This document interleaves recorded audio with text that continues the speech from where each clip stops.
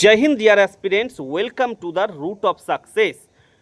আজকে দীর্ঘ অনেক দিন পর তোমাদের কাছে এই ভিডিওটি নিয়ে এসেছি, যেটি তোমরা বিভিন্ন প্রশ্ন তোমরা আমাকে করছো মেসেজে, বারবার অনেক ক্যান্ডিডেটরা জিজ্ঞাসা করছো। সেই সমস্ত প্রশ্নের উত্তর কিন্তু আজকে তোমরা ভিডিও থেকে পেয়ে যাবে। দেখো, আমাদের রাজ্যে নতুন সরকার গঠন হচ্ছে আগামীকাল। কিছুক্ষণ আগে আমাদের রাজ্যের নতুন মুখ্যমন্ত্রীর নাম, মাননীয় মুখ্যমন্ত্রী, নতুন যিনি মুখ্যমন্ত্রী পদে শপথ নিতে চলেছেন আমাদের রাজ্যের প্রশাসনিক প্রধান পদে, মাননীয় শুভেন্দু অধিকারী মহাশয়ের নাম কিছুক্ষণ আগে ঘোষণা হয়েছে। আগামীকাল 9 মে 25শে বৈশাখ ব্রিগেড প্যারেড গ্রাউন্ডে রাজ্যের নতুন সরকার গঠন হতে চলেছে। এবার তোমরা বিভিন্ন প্রশ্ন আমাকে করছো, যে প্রথম প্রশ্ন অনেকে করছো যে প্যানেল ক্যান্সেল হয়ে যাবে কিনা, কারণ তোমাদের রিক্রুটমেন্ট প্রসেসটা শুরু হয়েছিল পূর্বতন সরকারের আমলে। অনেকে বলছো মেডিকেল টাফ হয়ে যাবে কিনা, অনেকে বলছো পোস্টিং কীরকম হবে, জয়েনিং কবে হবে। এই সমস্ত প্রশ্ন, বিভিন্ন রকম প্রশ্ন তোমরা আমাকে করছো। সেই সমস্ত প্রশ্নের উত্তর আজকে আমি তোমাদের ভিডিও মাধ্যমে দেওয়ার চেষ্টা করব। তার আগে বলি, বিভিন্ন চানাচুনো, বাংলা ভাষায় বলছি, চানাচুনো কিছু ইউটিউব চ্যানেল আছে যারা জীবনে কোনো পরীক্ষা দিয়েছে কিনা সন্দেহ আমার। তারা অনেকে অনেক বড় বড় বাতেলা দিচ্ছে। সেই সমস্ত জিনিস নিয়ে মাথার মধ্যে হেডেক করে নিজেদের মাথাটাকে নিজেরা খারাপ করছো। এটা হচ্ছে প্রথম কথা। আমাকে যারা যারা মেসেজ করেছো, আমি সবাইকে উত্তর দিতে পারিনি, কয়েকজনকে উত্তর দেওয়ার চেষ্টা আমি করেছি। প্রথম আমি যেটা বলি, তোমাদের রিক্রুটমেন্ট প্রসেস টোটালটা কমপ্লিট, শুধুমাত্র ফাইনাল রেজাল্টটা দেওয়া বাকি। একাধিক কেসে জর্জরিত হয়ে যাওয়ার কারণে তোমাদের রেজাল্ট প্রকাশ করতে পারেনি বোর্ড।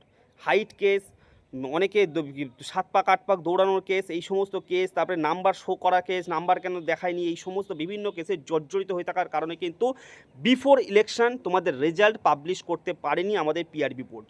তা নাহলে রেজাল্ট পাবলিশ হয়ে যেত। সমস্ত কেস মিটে গেছে। রেজাল্ট, আমি বলছি, দেরি হবে না। তোমাদের বিভিন্ন পরীক্ষা, শুধুমাত্র এই পরীক্ষাটা না, এছাড়া পিএসসি ক্লার্কশিপ আছে, পিএসসি মিসলেনিয়াস আছে, হ্যাঁ, এই সমস্ত ডব্লিউবিসিএস বিভিন্ন পরীক্ষা আছে। এই সমস্ত পরীক্ষার রেজাল্ট সরকার কালকে গঠন হতে দাও। মে মাসের শেষের দিকে বা জুন মাসে কিন্তু সমস্ত রেজাল্ট কিন্তু প্রকাশ হয়ে যাবে।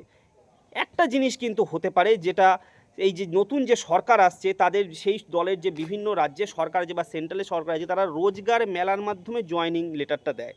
আমি জানি না সেটা আবার তোমাদের হয়তো হবে কিনা, দেখা গেলো তোমাদের ভাগ্যে এটাও জুটলো, রোজগার মেলায় তোমাদের ডেকে নিয়ে সেখানে হাতে হাতে জয়েনিং লেটার সবার হাতে বিভিন্ন জেলায় তুলে দিল। এটাও হতে পারে, আমি জানি না করবে কিনা, কিন্তু রেজাল্ট প্রকাশ হবে।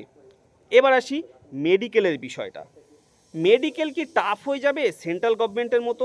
সেন্ট্রালে যেমন আর্মিতে যে মেডিকেল হয়, অনেকে এই প্রশ্নটা করছো। এই বিষয়ে বলি, এই বিষয়টা নিয়ে ভয় পাওয়ার অত কারণ নেই।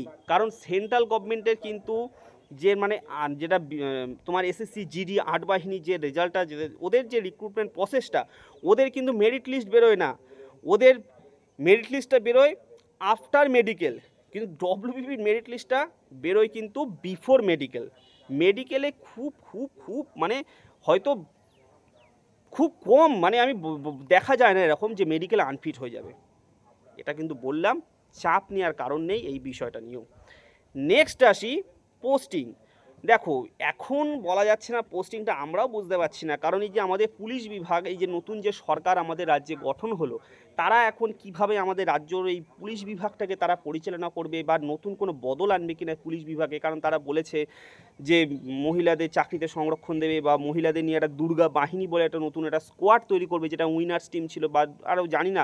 এছাড়াও বিভিন্ন পুলিশ বিভাগে কী কী পরিবর্তন আনবে সেটা তো আমরাও জানি না। কোথায় কার কী পোস্টিং হবে এই বিষয়টা আমরাও বলতে পারছি না, আমরা যারা সার্ভিস করছি বর্তমানে। এটা এখন বলা যাচ্ছে না, এটা এখন দেখা যাক। গভর্নমেন্ট আসবে, গভর্নমেন্টের এখন কি ডিসিশন নেবে, এখন সেটা সম্পূর্ণভাবে তাদের ব্যাপার। নতুন গভর্নমেন্ট আসার পরে এটা আমরা বুঝতে পারবো। এবার বলি, যেটা নিয়ে তোমরা ভয় পাচ্ছ, প্যানেল ক্যান্সেল হবে না, হবে না। কারণ রিক্রুটমেন্ট প্রসেস প্রায় শেষের দিকে কমপ্লিট হয়ে গেছে, প্রায় তোমাদের বলাই যায় রিক্রুটমেন্ট প্রসেসটা। তাই এই বিষয়টা নিয়ে ভয় পাওয়ার বিন্দুমাত্র কোনো কারণ নেই। কারণ তোমাদের রিক্রুটমেন্ট প্রসেসের ওপরে কিন্তু কোনো রকম কোনো কিন্তু ব্লেম, অভিযোগ, দুর্নীতি কিচ্ছু নেই। ফ্রি অ্যান্ড ফেয়ারভাবে কিন্তু তোমাদের রিক্রুটমেন্ট প্রসেসটা সংগঠিত হয়েছে, শুধুমাত্র মেরিট লিস্ট প্রকাশের অপেক্ষা। তাই এই ভয় নিয়ে তোমরা পেও না যে প্যানেল ক্যান্সেল হয়ে যাবে। কারণ যে সরকার আসছে, গঠিত হচ্ছে, তাদের বলাই ছিল যে তারা বিভিন্ন সরকারি শূন্যপদ পূরণ করবে। তাই আশা রাখবো আমাদের নতুন যে সরকার তারা আমাদের বাংলার এই সমস্ত বেকার ছেলেমেয়েদের দিকে তারা পাশে দাঁড়াবে, তাদের দিকে দেখবে এবং রেজাল্ট প্রকাশ করে খুব দ্রুতই তোমাদের জয়েনিং হবে। তোমাদের স্বপ্ন পূরণ হোক এই কামনাই করি। যে সমস্ত ভাই বোনেরা যারা আমাকে ফলো করেছো, আমি তোমাদের ইন্টারভিউর সময় বিভিন্নভাবে আমি তোমাদের পাশে থাকার চেষ্টা করেছি। তোমাদের স্বপ্ন পূরণ হোক। যারা এই পরীক্ষায় ব্যর্থ হয়ে যাবে কিছু ছেলেরা, তারা ভেঙে পড়বে না। কলকাতা পুলিশের রিক্রুটমেন্ট প্রসেসটা কিন্তু এখনও বাকি আছে। কলকাতা পুলিশের রিক্রুটমেন্ট প্রসেসে মাঠ, মেন্স পরীক্ষা দেওয়ার পরে ইন্টারভিউ, সমস্ত দিক থেকে আমি তোমাদের যথেষ্ট পরিমাণে আমি আমার সাধ্যমতো আমি তোমাদের পাশে থাকার চেষ্টা করব। আজ এইটুকুই বলার ছিল। Hope for the best. সকলকে যেন অনেক অনেক শুভেচ্ছা। জয় হিন্দ।